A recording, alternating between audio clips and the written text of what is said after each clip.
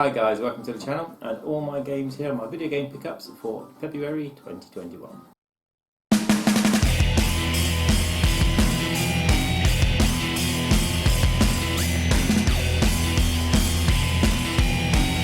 Okay, so I've actually got a few more pickups than last month. Yeah, I'll start off with, well basically I'm chatting to Tony online. Remember Tony? He appears in like, was it 1 or 2 videos a year now? Hopefully we'll correct that soon. And he sent me some links to some PS4 games that were on sale at Amazon. So not only did I buy one, I bought 2 of them. They worked out, I think it's £21 for the 2. So this is, we'll start off with the Under Night in Birth, hang on, EX Late bracket CL Line R. Yeah, so this is the second Under Night in Birth game released on the PS4. I got one on PS3 by Digital, and I've got the first one of these. Now, both of these I have are still sealed. I've literally played the digital one on the PS3 for about maybe 15 minutes, 10 minutes, 15 minutes, something like that. But yeah, it's definitely something I'm interested in playing later on. It's just basically another take on BlazBlue, I assume. I don't actually know much about the series, other than it's by Arc System Works, and it's awesome. And why have one Arc System Works game when you can have 2? Yeah, this is the Day 1 edition of the BlazBlue Cross Tag Battle, and yes, look, it's a new item. Yeah, so again, say on Amazon in clearance. I know it's £21 for both of these, but I freaking love the BlazBlue. And Tony said about getting this one because it's got like a lot of the DLC. Now I know there's been like a massive upgrade for like a season 2 of characters, and I don't think they're included in this, but they've been going on offer quite a lot. So nice pickup for me later on down the line. Again, PS4 game. Have played the shit out of all the BlazBlues apart from the last one on the PS4, because it really pissed me off that they didn't do the English voices for it. But they corrected that in this, so the English voices are back for this one. Just wish they sort of like retroactive the voices in the last proper BlazBlue game so I could play it.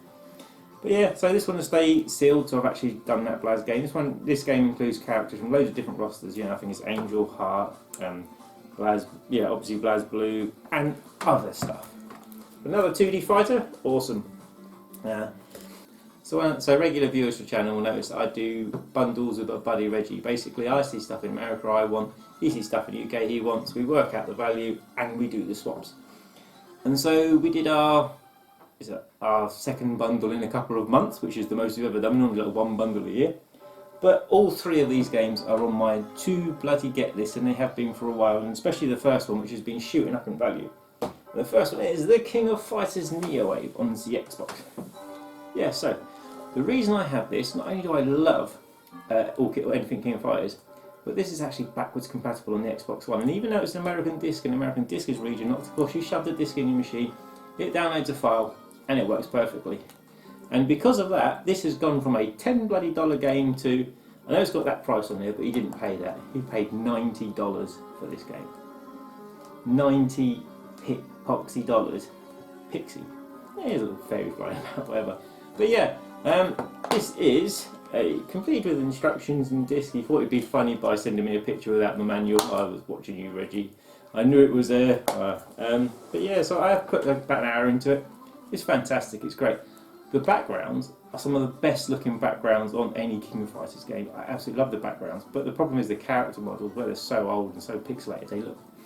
Especially when you're playing them on an Xbox One by backwards compatible, where all the background looks gorgeous, then you've got like an 8-pixel character fighting, which is a joke. I know it's a lot more.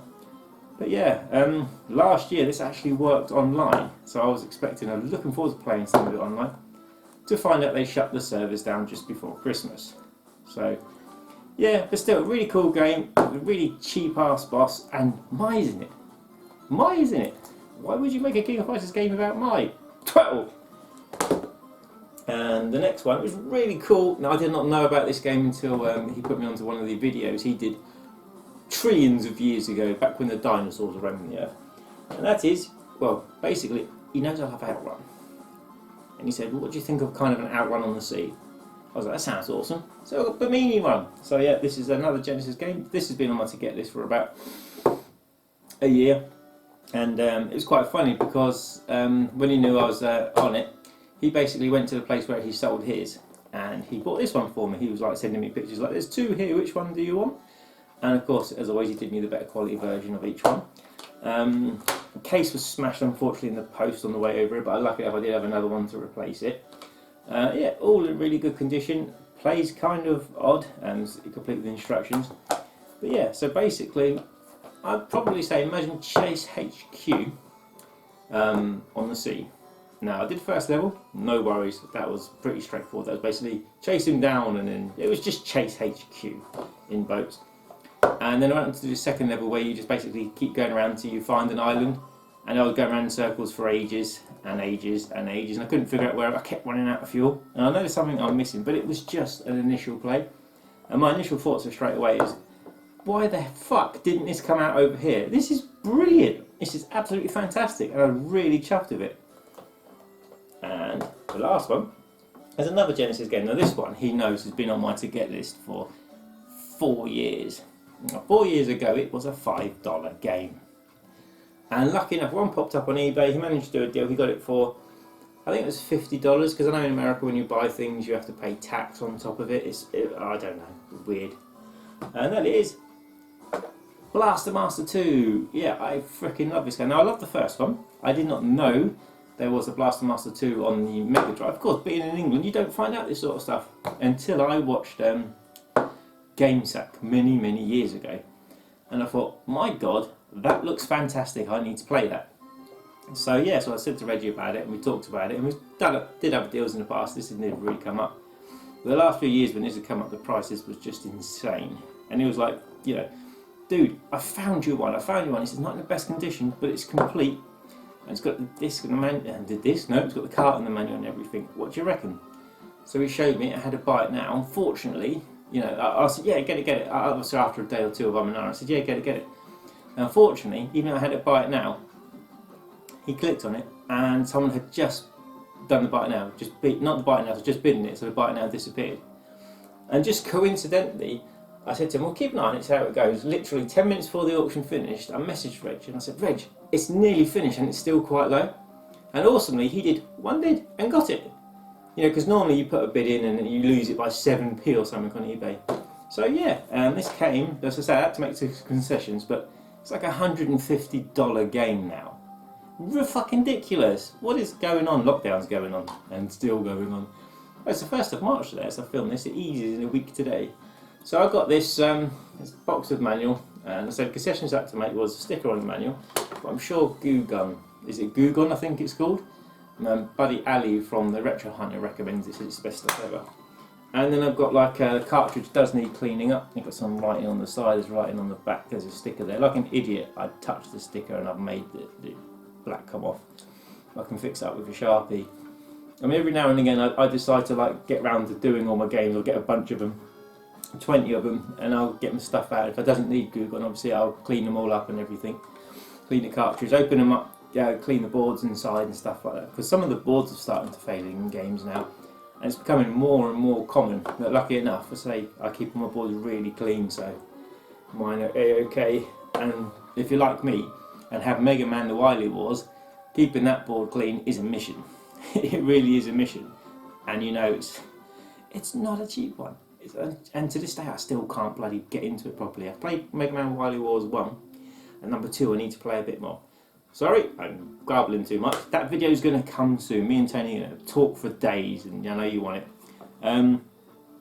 Yeah, so I will clean this one up. I have played this, and this is another one of those games that I find really great. Fucking brilliant. Why coming to UK? You guys are stupid. This would have sold brilliant over here.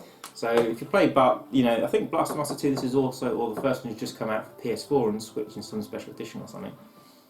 But yeah, so basically you're in a tank, and then you know it's a side scroller, blah blah blah.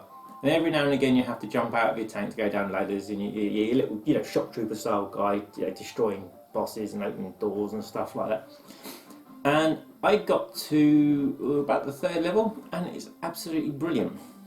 But so there's me playing the game, and I see the first ladder. I'm like, right, let's get out of the truck. How do I do that? So I look at nothing. I pull the instructions out. Nothing by truck, I mean tank. I had to go online basically you hold the C button down and you press down. It doesn't tell you in the bloody instructions. So I had to go online. I thought, am I just being really stupid, as usual? And am I just missing something straight in front of me, once again, as usual? But no, but never mind. The game itself is absolutely fucking brilliant, and it goes right up there with Bimini One as a game that should definitely have come out in the UK, because it's absolutely fantastic. I'd advise getting these on emulator, because, I mean, me and Reggie do work a lot and we do find really good deals when we're online game hunting. If you're just going to go on eBay now, just forget it. It's too pricey. They don't justify the prices. Bimini, I think Bimini's still about 50. I think, whilst I'd say it's worth it, I'd say it's still too much. I think retro gaming these days is through the roof. Unless you're a NES collector, NES collections seem to so cheap.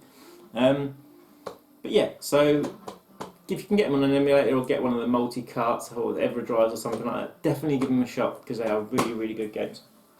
And so, I'm not much of a handheld games player, but through the years, I've been collecting handheld consoles. And I think most of you that are regular to the channel will know that I let the Game Gear stuff go last year, and I recently let go of the PSP stuff, all of it, purely because as much as I try and get into the PSP, I just don't like it. I just do not enjoy playing the PSP console. And what spurred that on was I played a friend's PSTV, which actually had all the PSP games, and it was a modded one, and using a PS4 pad. And those games, not only do they look better, it's comfortable to play. So PSP stuff went boom, and to my surprise, it sold really freaking well. And so I'm just like, what is the point in collecting stuff that I'm struggling? If I want to play the games, I'll play it on, I'm going to get PSTV modded one to play it, and because they're so good on there. So I've also just let go of my DS stuff as well, because again, handheld gaming, I'm not one for handheld gaming. I just don't enjoy it these days. I do enjoy my phone Mortal Kombat Mobile, which I still play for like an hour a day. It's an addiction, I know. But yeah, however, back in the day, there was a handheld console which I had for quite a few years. And all the time I had the console, I had two games. And those two games were California Games and Blue Lightning. And to this day, I still love the console. That is the Atari Lynx. And my buddy Stuart's favourite console, and I think he's still missing just the one game. And I can still fire up the Lynx today and enjoy it. The problem is now you're starting to get dead pixels. As everything that's 30 plus years old is just slowly going downhill, you send it away for repair or something. But I do really, really enjoy the Atari Lynx. Now forever, it's been sat on my shelf, just getting dust, you know. It's in this box, so the box has been getting dust with the games. And I mean, I haven't got the biggest games collection, but Stuart sent me 3 or 4 games. And yeah, I mean, hard driving is really freaking good. But yeah, so anyway, I'm waffling on again. Even without Tony, it does happen. And so, yeah, I saw this on the groups, £15. This is the official Atari Lynx 1 carry case. And I wasn't too sure. I had a quick look on eBay and I thought this would be fantastic. So I want to take it, and I don't want to take the box and the games and stuff. I want to take it something as a carry case. And I looked on eBay, about £45, £50. And these are the ones that are damaged and stuff. So I thought £15 postage. Yeah, I thought I'd get this for myself. And when it turned up, I was surprised because he showed me the picture like that. So you think, oh great, the strap's missing. But alas, I can finally get into it. No, it's not. It's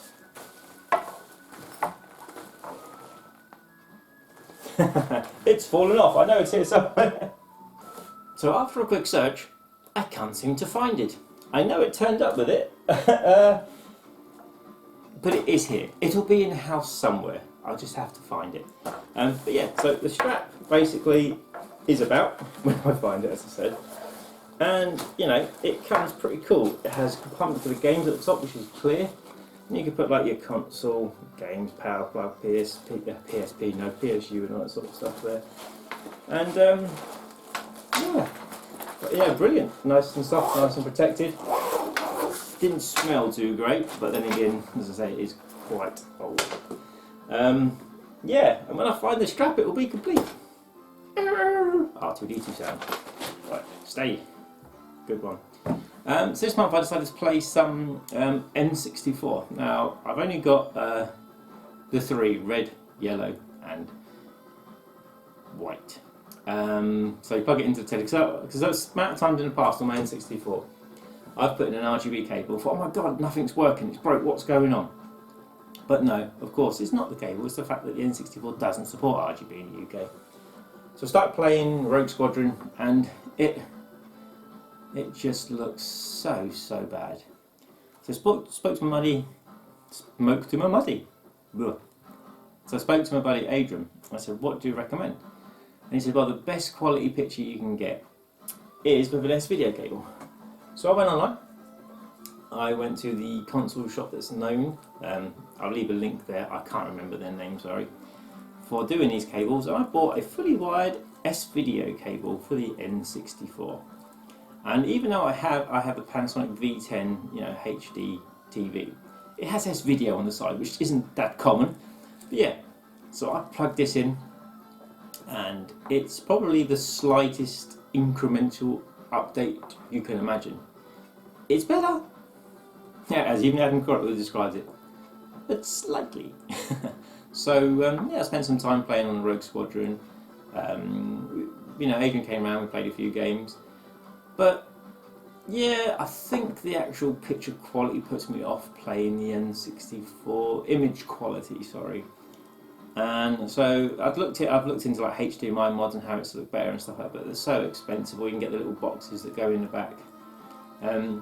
So basically, just for now, I'm going to put it back into the shelf of where it goes until basically a cheaper, better solution in the future comes out. Maybe Pound Cable or Hyperkin, something like that will come up with something. But yeah, but why did Nintendo strip RGB out of it? I mean, the SNES has it. Why would you take a component, especially for England? But never mind. But yes, a few days ago, talking to Tony online. See, we talk a lot because we can't be in the same room, so we talk a lot online. And I'm talking about, I'm really heavily into mask, and I've been investing, my time sorting my mask collection out and into that and sort of stuff. But this is a video game channel, but there will be more stuff, mask content coming later on, methinks, we'll see. And so I said to Tony, I've got the mask game, I've got the first mask game. I said, but I haven't found that mask number 2 or I thought it was Venom's Revenge. It's not, it's Venom's something else, because Venom's Revenge is actually one of the little sets. And he sent me a link to this, and to the Mask 2. And he said, don't know if it's in a case or not, but basically it was £4. I think it's £5 postage. So I just bought it. I didn't even question it because they're like 30 quid now. And it turned up in a case. I don't think this is the original case because it's got like little prongs sticking out, and you can see where it's damaged the paperwork. But yeah, it comes with the little mask comic little thing, instructions. So it's complete. And yeah, now I have absolutely zero intention, because I actually don't have a Spectrum to boot this up and play it. But if I wanted to play this, I think we all know the most sensible thing would be just to play it in an emulator. Now, I've never played any of the Mask games. I watched someone play a bit of the third one, Venom's something or other, I can't remember what it's called. And I've got to be honest, that game was just like, wow, nightmare fuel. But yeah, so I will give this one a go. I'll find it in an emulator, and I'm happy. So I'm just missing the third one, which is Venom something or other. There's plenty of it on there for the MSX and the Amstrad, but they want like £50. So I'm keeping an eye on a bundle, and I'm sure Tony is for me as well. And my last pickup this month is a digital pickup. This year, my favourite game I've played has been Shenmue HD. This year, my second favourite game I've played has been The Witcher 3. Now, I had played all of that by the DLC, and I thought, well, I'll wait, because I've got the normal disc, I got from Tony. I'll wait till the DLC comes out on offer. And halfway through the month, the DLC came out on offer. And I looked at it, and it was $5.99. I thought, that's brilliant. And next to it, it had Game of the Year edition, $6.99. So I was like, ooh, I can get that and be a lazy bastard, because I wouldn't need to get up and put the disc in the machine. So I did. Put it in, thought, oh, let's play some Witcher 3 DLC. Booted it up, and it didn't say continue. So I'm kind of like, well, first of all, it was weird because it was all one file instead of like, you know, adding files to every single thing was in one final file. Like, why is my save not there? What's going on? My 100+ hour save where I've done nearly absolutely everything. I'm not happy with this. So I looked, checked my save, and no, it was there.